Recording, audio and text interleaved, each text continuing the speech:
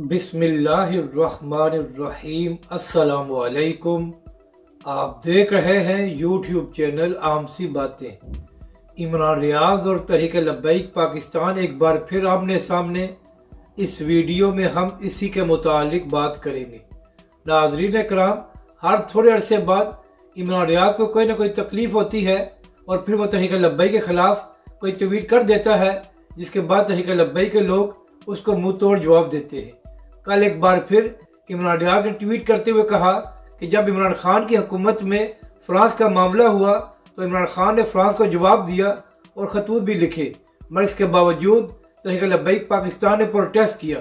लेकिन जब शहबाज शरीफ ने फ्रांस के सदर से मुलाकात की तो उसके बाद तहरीक लब्बैक पाकिस्तान खामोश हो गई। तो इमरान रियाज, पहली बात तो ये है कि आप सबसे पहले इमरान खान से सवाल करें कि उसने तहरीक लब्बैक पाकिस्तान के साथ 3 मुआहदे क्यों किए थे कि फ्रांस के सफीर का मामला कौमी असम्बली में लेकर जाएंगे, और जब वक्त आया था तो इमरान खान और उसकी हुकूमत क्यों पीछे हट गई थी और अल्लामा साद हुसैन रिजवी को क्यों गिरफ्तार किया गया था।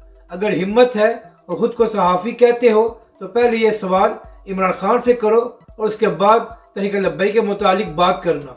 और दूसरी बात यह है कि इमरान रियाज, मैं आपको चैलेंज करता हूँ कि यह बात साबित कर दो कि जब शहबाज शरीफ ने फ्रांस के सदर से मुलाकात की थी तो उसके बाद पीटीआई या इमरान खान ने इस बात की मजम्मत की थी। अगर तुम तहरीक लब्बैक पाकिस्तान से मुतालबा कर रहे हो तो सबसे पहले इमरान खान से क्यों मुतालबा नहीं करते कि जब शहबाज शरीफ ने फ्रांस के सदर से मुलाकात की तो उसने मजम्मत क्यों नहीं की, जबकि दूसरी जानब तहरीक लब्बैक पाकिस्तान के सरबराह अल्लामा साद हुसैन रिजवी ने इसकी शदीद मजम्मत की थी और तहरीक लब्बैक पाकिस्तान ने इसके खिलाफ ट्रेंड भी चलाया था। इमरान रियाज खान साहब, मैं आपको चैलेंज करता हूं कि आप साबित कर दो कि इमरान खान या तहरीक इंसाफ के किसी भी रहनुमा ने इस बात की मजम्मत की हो कि शहबाज शरीफ ने फ्रांस के सदर से क्यों मुलाकात की थी।